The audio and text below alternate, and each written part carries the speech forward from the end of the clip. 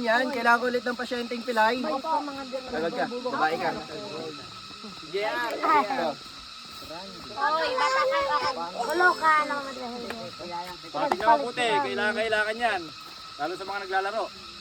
The first thing you need to do, kailangan nyo gumawa ng nut dito sa dulo ng apex. Gawa kayo ng nut, bubuhan nyo lang. Bubuhalan nyo lang. Overhand nut. Overhand nut.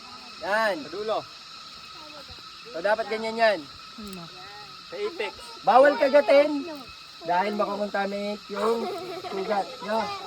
Yan, overhand nut lang. No? Kailangan nyo ito matutunan ha. Ito. Kung hindi nyo masyadong natandaan yung dalawa, ito kailangan nyo matandaan talaga. Okay? Ngayon, kapag may nut na, yan ay tatapat nyo sa siko. Ha? Kunyari, Halimbawa, napila yung siko. kaliwang kamay. Ganyan lang, ganyan lang. Kasi masakit, di ba? Masakit. Okay? Ngayon, okay?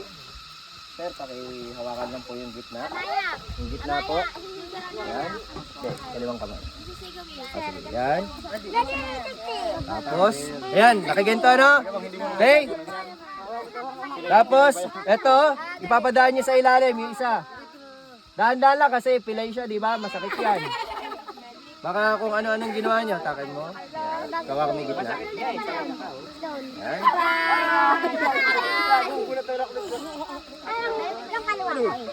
Yan. Tapos, tatanungin ninyo, hindi pwedeng sobrang luwag, hindi pwedeng sobrang higpit. Ano? Sir, okay lang po ba yan? Higpitan pa po natin. Ano ulit yung proseso ng natin?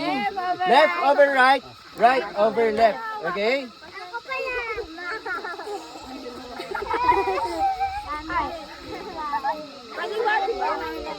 Okay? Then, talikod. Kung makikita ninyo, may buhol ulit. Itatago natin.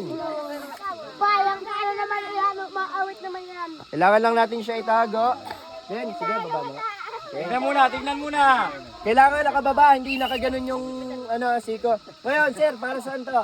Ito, di ba nakikita niyo sobra? Kailangan, ibubuhol lang natin na ganyan. Tapos, tago. Twist. Okay? Tapos yung daliri mo, yan. Tapos mo lang. Yan. Okay? Ipitan pa natin.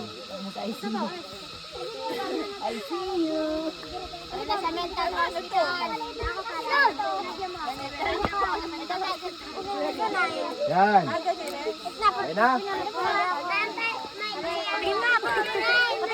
Gawin. Kailangan nakalabas yung daliri, ano? Kasi pagdating sa ospital, yan ang titignan ng doktor. Yung daliri, i-check yan. Tinggal.